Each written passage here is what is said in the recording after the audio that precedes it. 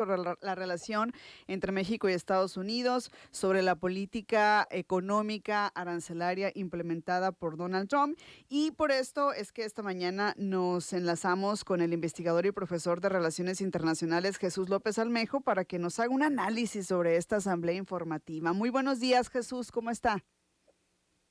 Hola Nidia, muy buenos días, pues muy contento de estar con ustedes y listos para el análisis. No, gracias por tomarnos la llamada. Pasaron algunos días para que se realizara esta asamblea informativa. La respuesta, pues quizá pudo darse anteriormente, sin embargo, se decidió también hacer este evento con este mensaje. Jesús, ¿qué te parece? Sí, Nidia, primero que nada, no sé si recuerda que Ajá. aquí en este espacio yo dije contundentemente que las sanciones se habían echado para atrás. En ese momento, después se anunció oficialmente que las iban a imponer el día 4, pero ya todos los indicadores del mercado, de las bolsas de valores y también, obviamente, las reacciones de grupos trumpistas a los que ya les empiezan a pegar las sanciones chinas y algunas sanciones canadienses, más las que venían de México, habían empezado a presionar. En Estados Unidos, a diferencia de México, que se considera a veces tráfico de influencias, hay una herramienta muy poderosa que está permitida por una ley que se llama Lobbying Disclosure Act, que significa ley de revelación de datos de cabildeo. Y nosotros normalmente le llamamos en corto cabildeo, que las asociaciones, los grupos de interés bien organizados, de inmediato al día siguiente ya tienen a gente presionando en el Senado, presionando en el Congreso y presionando también con los miembros del staff de los congresistas o de los secretarios a los que les interesa presionar, en este caso al de Comercio, al de Economía, al del Tesoro, y nada pintaba como para que se llevaran a cabo esas sanciones, es decir, que más que en el término real del control, eh, el secretario de Economía mexicano, Marcelo Ebrard, tenía razón cuando decía les va a afectar mucho a los estadounidenses, tanto a las empresas que compran productos mexicanos o hechos en México, a la cadena de suministros y también a la gente que va a empezar a perder sus empleos, no va a tener disposición de los productos a los que está acostumbrada en el mercado. Imagínate, ya 30 Ujú. años yendo al mercado y comprando a la mano barato, sin arancel adicional por el Tratado de Libre Comercio que tenemos, ahora sí que una multitud de productos. Y en tercer lugar, pues el encarecimiento de la vida. Eso no era broma, como decía la oposición en México, decía, no, es que es un pretexto del secretario para no reconocer que a México también nos va a ir muy mal. Y nosotros decíamos, pues sí nos van a hacer sufrir, pero van a sufrir con nosotros. En ese sentido, bueno, nada más que quede como antecedente que aquí dijimos no va a haber sanciones, por lo menos no en este mes Ujú. que está en curso. No lo pudieron detener, lo hicieron, pero después recularon y todavía se vieron peor en la administración de Donald Trump.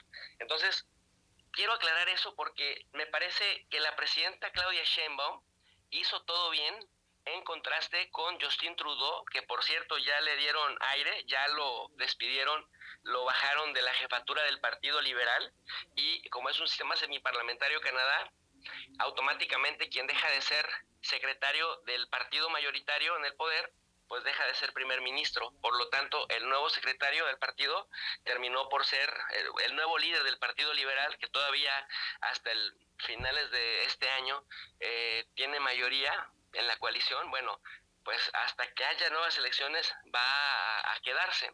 Pero Trudeau literalmente ya le dijeron adiós porque era una tras otra, una tras otra. Quiero hacer un contraste con lo que dijo la presidenta Sheinbaum en el Zócalo. Ujú. Dijo, no hay división entre pueblo y gobierno no están divorciados, van de la mano. Y esto no lo dice al azar, no lo dice como mera retórica. Las encuestadoras más serias de este país, las que sí fueron certeras y fueron rigurosas metodológicamente con el resultado electoral y con otros estudios y otras evaluaciones, dicen que la presidenta ha pasado de tener el 70% con el que pues casi casi se encumbró en la elección con la coalición de gobierno a tener actualmente el 85%, es decir, ha sido un incremento sostenido, progresivo, que le permite a ella afirmar pueblo y gobierno van de la mano, claro, con sus Ujú. respectivos detractores, pero es normal en toda democracia. Bueno, hasta en las no democracias hay como una especie de 85-90% a favor del líder, y siempre hay un margen para la oposición. Claro. Pero Justin Trudeau, por ejemplo, no. Lo que inmediatamente se vio es, para empezar, su nivel de aprobación era como de 23%. Y en las elecciones, en las encuestas más serias, decían que si Trudeau se mantenía en la jefatura del partido e intentaba reelegirse, iba a caer como a 18-17%. Entonces vemos ese primer contraste. En segundo lugar, Trudeau se humilló ante Donald Trump y luego no, quiso canalizar la energía de Trump hacia México. Algunos primeros ministros de regiones canadienses dijeron: qué ofensa que Trump nos compare con México, nosotros que somos un principal aliado. Y entonces dicen que el que se humilla para evitar la guerra, Nidia, Ujú. tiene dos cosas: la humillación y luego la guerra. Y eso le pasó a Justin Trudeau. Se humilló y aún así tuvo la humillación y tuvo la guerra y no lo bajan de gobernador. Entonces resultó siendo una burla. ¿Qué dijo la presidenta? En lugar de humillarse, dijo: coordinación sí, subordinación no, y se mantiene en esa tesitura.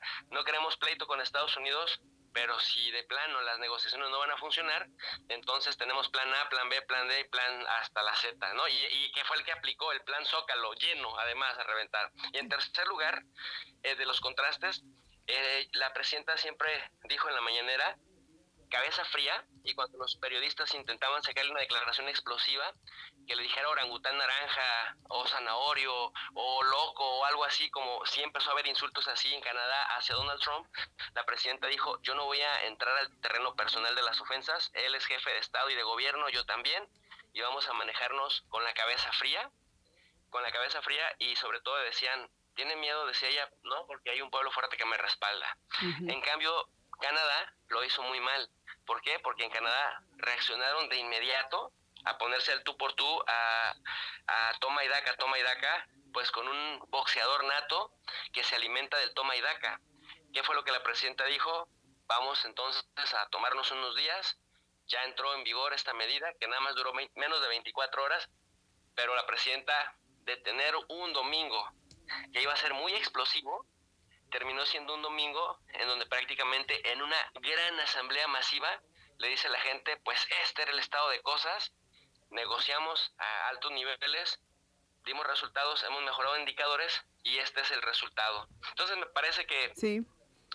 lo científica, lo metodológica, lo estratégica ha venido funcionando, Nidia. Sí, y de hecho de esos datos que la verdad sí vale la pena resaltar, me gustaría saber qué opinas, Jesús, porque hablaba, pues primero que nada, de optimismo en su mensaje la presidenta, también hablaba sobre una disminución importante del 50% en el cruce de fentanilo de México a Estados Unidos, y hablaba también sobre una reducción de homicidios dolosos en todo el país en los últimos meses, en el orden del 15%. ¿Por qué consideras importante que lo haya dicho en esta asamblea? López Obrador solía decir, Nidia, que la mejor política exterior era la interior. Si éramos un país fuerte, si éramos un país sólido, que fuera dando resultados con los datos, porque el dato mata relato, entonces íbamos a ser respetados en el exterior. Y creo que México en esta etapa nos está tocando vivir tiempos estelares. Me parece que en esta etapa eh, es muy importante porque ya no son solo discursos vacíos, ya no hay discursos huecos que intentaban maquillar realidades. Y si bien es cierto que todavía y seguirá habiendo muchísimas áreas de oportunidad, el hecho de que, por ejemplo, haya un peso fuerte frente al dólar, a pesar de que otras monedas se caen con declaraciones, el que se siga manteniendo, es que con Estados Unidos es impresionante, tenemos un nivel de comercio de 2.000 millones de dólares al día.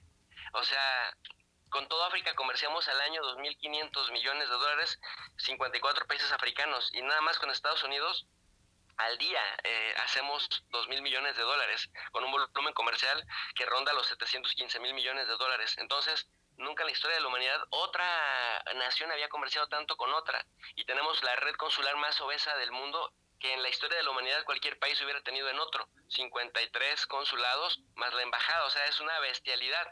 Y si a eso le sumamos que México está teniendo en este momento inversiones récord, y además hay un plan escalonado para seguir construyendo obra pública, para seguir igualando, digamos, las desigualdades que hay en este país, dando más acceso a la educación a gente, mejorando, saliendo de ese bache de la deuda histórica que se tenía con el tema de la salud paulatinamente. Me parece que todo eso le va dando solidez porque, como decimos, y no es poca cosa, el dato mata relato. Ujú. Muy bien, pues está muy interesante el análisis, estos puntos que nos contextualizas, Jesús, y pues te agradecemos muchísimo esta intervención como siempre. Es un placer para nosotros contar con tus participaciones. Muchas gracias, Nidia. Les deseo buen día y estamos a la orden. Gracias, es Jesús López Almejo, investigador y profesor de Relaciones Internacionales, dándonos